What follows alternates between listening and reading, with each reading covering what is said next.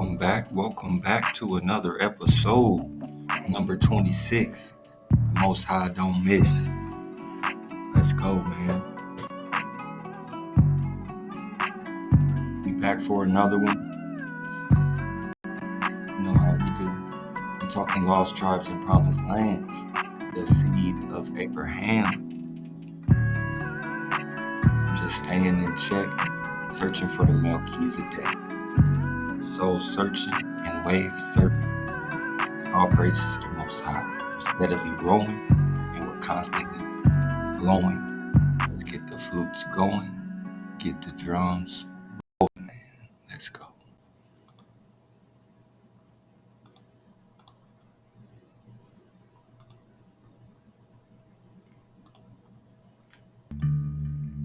In that day, declares the Most Highest of Hosts, I will break the yoke from off your neck, and I will rip off your bonds. Strangers shall no longer make slaves of them. Instead, they shall serve their power, the Most High, and David, the king whom I will raise up for them, saith the Most High. But you have no fear, my servant Jacob, declares the Most High. Be not dismayed, O Israel. I will deliver you far away, your folk from their land of captivity, and Jacob shall again have calm and quiet, with none to trouble him. Let's go. Just pop it off. Time for the one time. Section 107 of the Copyright Act, providing the statutory framework for determining whether something is appeared or used. Just talking criticism, comment, news reporting, scholarship, and research. Let's get it. Episode number 26. The Most High is. Let me know what you think. Leave a note in the comment box. Are you Hebrews in Kalehus? Let's get it.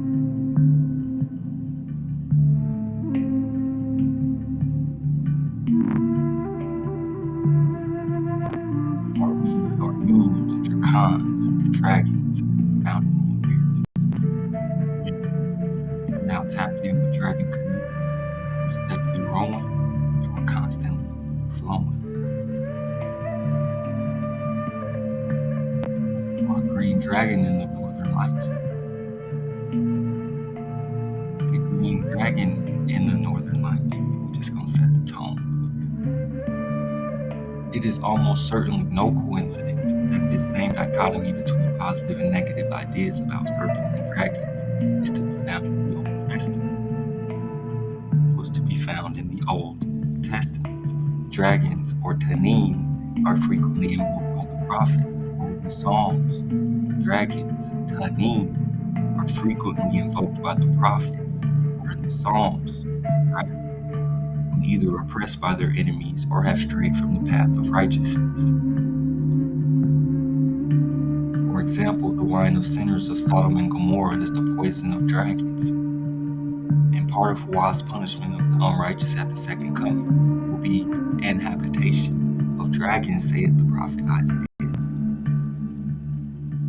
Tanin, dragon, or dinosaur, has to be Hebrew lexicon. A little deeper into the prophecies of Isaiah, the hope of the coming Messianic King, who should bring in a period of universal peace, safety, and welfare under the divine blessing. The Messiah was to be a descendant of King David, whom I will raise up for them, saith the Most High. Other prophets were Micah, who lived in western Judah in the reign of King Hezekiah, and proclaimed the impending doom of Samaria and Jerusalem. Because of their oppression of the poor. The prophet Micah prophesied against him, said, and Nahum, who saw his predictions come true, is the fall of the Assyrian capital Nineveh. According to Hebrew law and history, there has always been more than one. They came at different periods of time when the Israelites under captivity, slavery, or oppression. The Most High sent a prophet, Messiah, the great Tanin. The Creator would send the Messiah or Savior when the people cried unto him and repented of their wrong. Many of the notable writings of the Old Testament date from this period.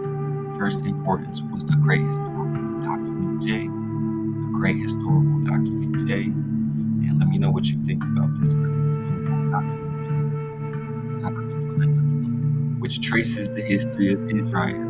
Traces the history of Israel from the call of Abraham to the conquest of Canaan, right? From Abraham to Joshua, lost tribes of promise. Let's see. There is no real parallel to this situation in any other literature.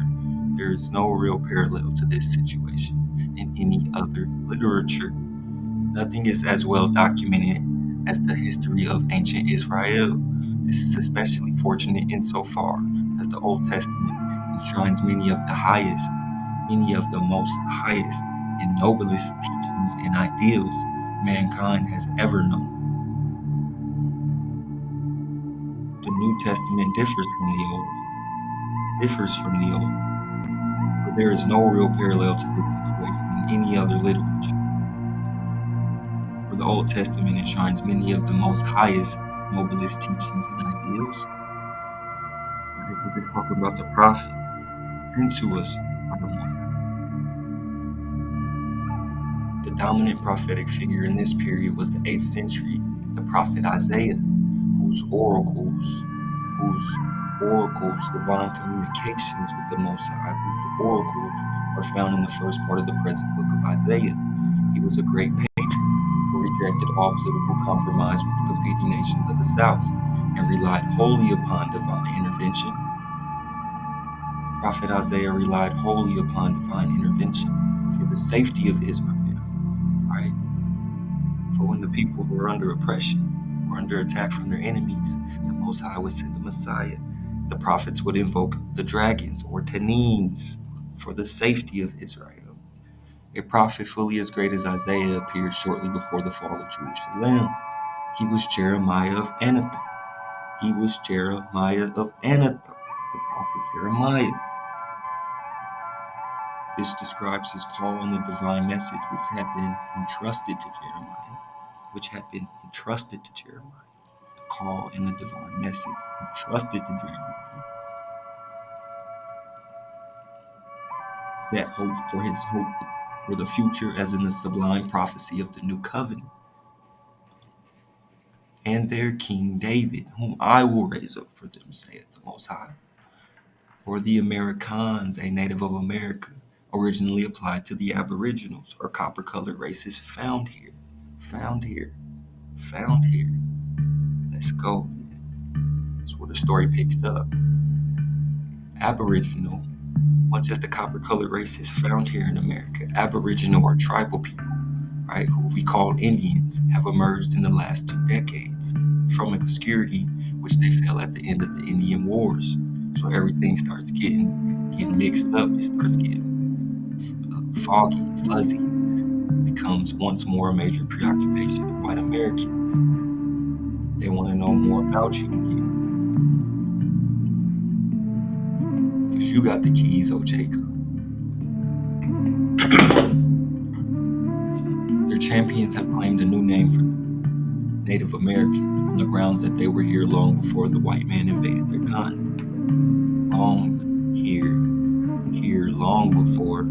Long before the white man invaded their continent, right? Who are often now called Euro-Americans. Remember, not all Europeans are white. We'll get into that. Presumably to emphasize that we were the intruders and conquerors of the original. Talk about the Euro-Americans, conquerors, original, Aboriginal, copper-colored races found here. The encounter of white Europeans with darker-skinned Aborigines, copper-colored races found. Darker-skinned Aborigines has proved to be a convenient stick for angry critics of everything. Americans to beat the corrupt, criminal, genocidal United States with. That encounter is offered as irrefutable evidence of our national depravity. Right? An encounter of white Europeans and dark-skinned Aborigines. Example of the criminal and genocidal methodology of these settlers, this Euro-Americans, is irrefutable evidence. We must tell the story as simply and directly as possible. Let's go. We're talking Aboriginal, copper-colored races found here. The encounter was Euro-Americans. The Cherokee left no descriptions of themselves. Listen, so much of what we know comes from outsiders. The most prominent was James Adair, a swarthy Irish trapper. The most prominent was James Adair, a swarthy, dark-skinned, alteration of swarthy, Old English swart, black. James Adair, a swarthy, Irish trapper. Not all Europeans are white. Among the first Europeans to come upon the Cherokee. One of the first, right? So, talking about saying might be people that look like you on the other side. It says that the Europeans came upon the Cherokee. He married one, a widowed full-blood of the Deer clan called Miss Cahoga Foster. So James Adair pretty much submerges himself in the culture of the Cherokee. He marries one. It says ethnography literally means a portrait of a people, a written description of the customs, beliefs, and behavior based on information collected through fieldwork. James Adair tapped into the Cherokees. It is a remarkably clear-eyed piece of ethnography, a portrait of a people, remarkably clear-eyed piece. Adair devotes the entire book to his argument that the American Indians were a lost tribe of Israel. The American Indians were a lost tribe of Israel, a kink Thomas Jefferson called this. Not that Jefferson himself didn't have more than a few delusions about the Indians, as his own infamous notes on the state of Virginia attest. So James Adair comes over here, the swarthy Irish trapper, marries a Cherokee woman. Now he's talking about he believes that he was one of the tribes of Israel. He's not the only person. It's common. It says the tribes became known among nearby peoples as Hebrews. Back to the whole text. Tribes became known among nearby people as Hebrews. Later, some of them called themselves Israelites, Israelites, right? After an eponymous ancestor. Many of the Hebrews' folk traditions. We'll get into it. Folk traditions, right? Is King Arthur really a Hebrew folktale? Is King T'Challa is the Black Panther really a Hebrew folktale? Concerning the patriarchs in the Exodus, and were circulated orally for generations. Talking about the prophets, the patriarchs. Talking about the power of Abraham, Isaac, and Jacob. Talking about the prophet Jeremiah. The Most High says he will rise up in David. Talking about the Exodus and Moshe. Circulated orally for generations.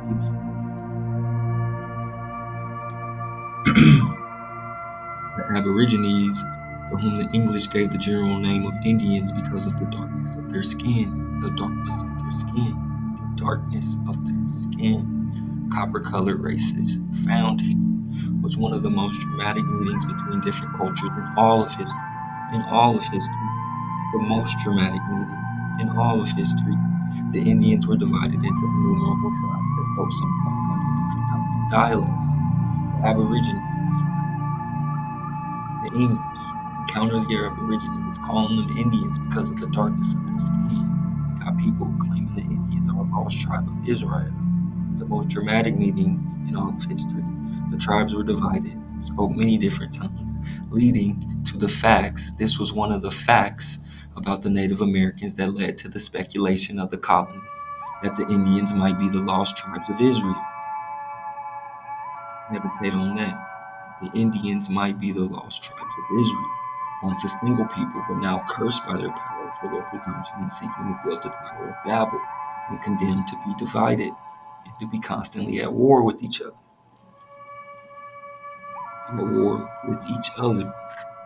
Let's go, man. This was one of the facts that led to the speculation that the Indians might be the lost tribes of Israel.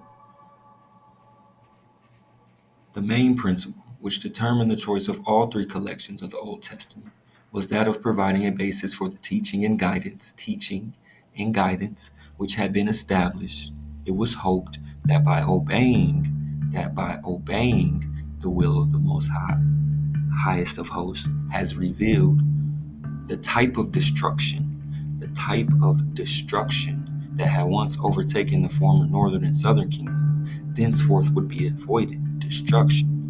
For when the people strayed off the path of righteousness, the Most High sent the dragons in order to need the type of destruction. By obeying the will of the Most High, as revealed, you could avoid this type of destruction. Let's go, man. Let's go. A blood moon is a rare form of lunar eclipse. For the Cherokee, any vanishing from the night sky was troubling, as it threw their cosmos out of order. A blood moon was especially deadly. When the moon turned blood red, the Cherokee considered the sight an ill portent. The moon was red with rage over what lay below. Meaning that type of destruction may be avoided by obeying the laws and commandments of the Most High. The sun, moon, stars, and earth are all considered to be entities. They have no definite idea of the formation of the sun or moon, but suppose them to be a man and a woman, the mother and father above, maybe, of immense power and size. The Great Spirit created all things, and that when the Shawanoas cease to exist, the sun and moon will cease to be. The Shawanoas, the Cherokees, all tribes, Shawanoas cease to exist, the sun and moon will cease to be. They believe eclipses to be precursors of war, eclipses or black sun. Like the sun and moon, the stars are supposed to be inanimate beings. It is believed that the meteors called shooting stars are beings. Dragons, Tanin, the Cherokee were a people largely without a history, they say. That grand pageant of progress and disaster. We're talking about the Hebrew Israelites and their folk traditions, legends, right? They're without a history. It was communicated orally for generations. Legends about what I came before. Legends about what I came before. The Cherokees believe we lived on a vast, flat square that hung down from the vault of the sky on 4 long chains. Let's go, man. Hebrew folk tradition, sacred books, sacred knowledge, right? This didn't come until after the Torah, right? The original Moshe, the Ten Commandments, Exodus, the Torah is to be singled out and set apart. Absolutely authoritative. It consists of Genesis, Exodus, Leviticus, Numbers, and Deuteronomy, and embraces earlier historical narratives and law codes. Historical narratives, Hebrew folk traditions, right, communicated orally for generations, and law codes, right, of Israel and Judah. Genesis contains the story of the creation of the early history of mankind itself, of the life and call of Abraham, of the lives of Isaac and Jacob, of the fortunes of Joseph, and of the journey of Jacob's sons to Egypt at a time of famine. Exodus, the story of the deliverance of the Israelites, the descendants of Jacob's sons. Let's focus on the Exodus, the story of the deliverance of the Israelites, the descendants of Jacob's sons from Egypt under the leadership of Moshe, the Messianic kings, the prophets, the leadership of Moshe in the giving of the Ten Commandments on Mount Sinai, right? The life of King David, right? The beginnings of human history found in the first half of Genesis, written down by authors familiar with the traditional book. Psalm 24:7-10 may also come from this period. If so, it is the oldest, they say, of the Hebrew Psalms. Talking the blessing of Jacob. History, life of King David, whom I will raise up, saying the Most High. Psalm 24:7, which they say to be oldest. O gates, lift up your heads, for I, your everlasting doors, everlasting doors, so the King of glory may come in. Who is the King of glory? The most highest of hosts, mighty and valiant, the most highest of hosts, valiant in battle. O gates, lift up your heads, lift them up, your everlasting doors, your everlasting doors, so the King of glory may come in. Who is the King of glory? The most highest of hosts. He is the King of glory. Salah, your everlasting doors, guardians of the doors of Israel. The dragons, or Tanin. The people of this nation have a tradition that their ancestors crossed the sea. Talking Exodus, their ancestors crossed the sea. Right? They kept a yearly sacrifice for their safe arrival. But once they came, or at what period they arrived here, they do not know. They are largely a people without a history. They have folk traditions and legends, right? They do not know. For the Most High, with a great spirit having told them how to see, left them to their will. The man and woman were discovered to be pregnant, and in about a year was delivered of a child. The great spirit then told the man and woman that they should live, increase, and multiply in that manner. He then opened the doors of the skies. He then opened the door of the skies. Open your everlasting doors. Who is the King of glory? The most highest, mightiest of hosts. He then opened the door of the skies, and the Indians looking down saw this island. By this time there were 12 Indians. 12 Indians. He told them they must come down to live upon this island, that it would take them 12 days. So what's up with the 12? He would finish everything to be created upon the earth. He would finish everything to be created upon the earth. And he had taken his time to make them, the framer and shaper, the Most High, your mother and father above, has taken his time to make them, forming all things beloved, that he will give them a piece of his heart which was good, and would mix it. Now said the Great Spirit, I can hear, and I will give you ears. Speak, and I will give you tongues, and I will also give you my teeth to chew your food. And now that I have finished you and all things else, that I have finished you and all things else, remember who made you. And at this time, do not at any time attribute the formation to any but me. Do not at any time attribute the formation to any but me, saith the Great Spirit. For I am Hoah, your power, I am your most highest of hosts, who brought you out of the land of Egypt, Exodus, the house of bondage. You shall have no other gods besides me. Do not at any time attribute the formation to any but me. Talking Shaman numbers, we're talking Hebrew Israelites. Let's get it. You shall have no other powers besides me. Do not at any time attribute the formation to me.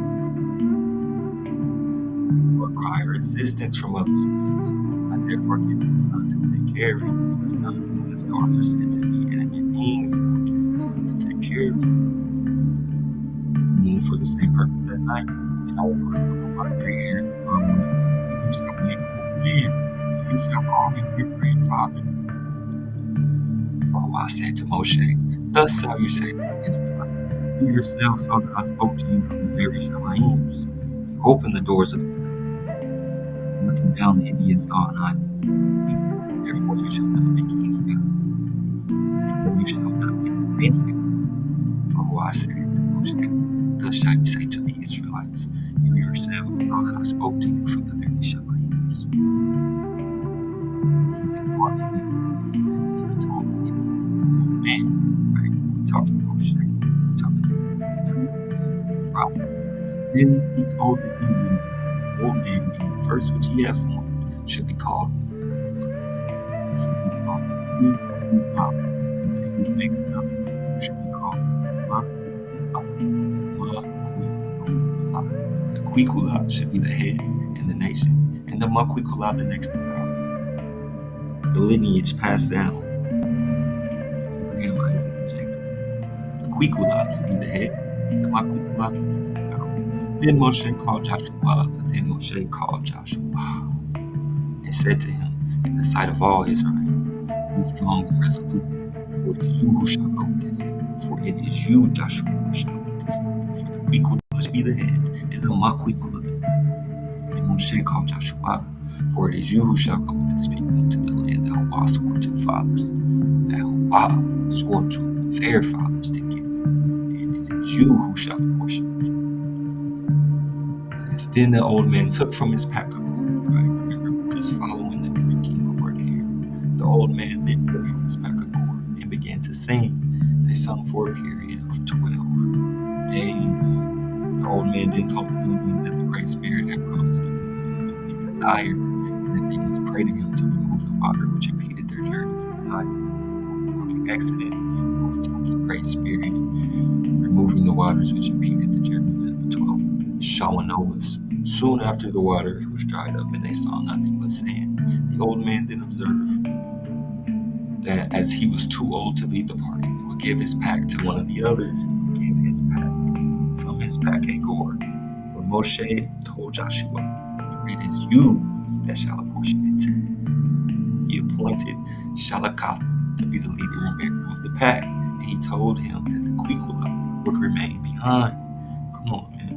You tell me, am I reaching? Does it make sense to you? And then he told the Quikula would remain behind. The young leader moving forward, which by this time the tribe had become quite numerous. When they had arrived on the opposite shore, they encamped and remained for the period of 12 days, employing singing, during which time, as before, they abstained from eating. So they sang and they fasted for 12 days. They then sent the waiting servant of Quikul, who had remained behind, to find out what course they had come. They could see nothing. Quikula passed on power to the Maquikula.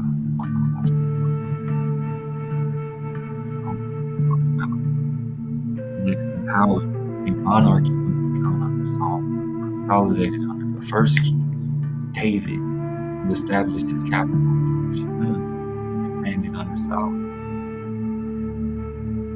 Prophet Jeremiah prophesied against for your king David, whom I will raise up, said the Most High.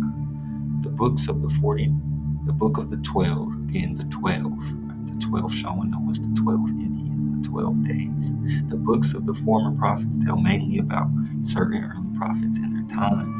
Joshua, the Moshe told Joshua, for it is you who shall apportion the conquest of Palestine. Judges contains accounts of the early local rulers and leaders from 1 and 2 Samuel, relating the life of that prophet and the life of David, the first king. The life of David, the first king, and Solomon in the division of the monarchy. David, the first king, whom I will raise up, their king, David. Let me know what you think. Just soul searching and way of surfing, staying in check, searching for the Melchies. Keep the waters. We out of here. Episode number 26.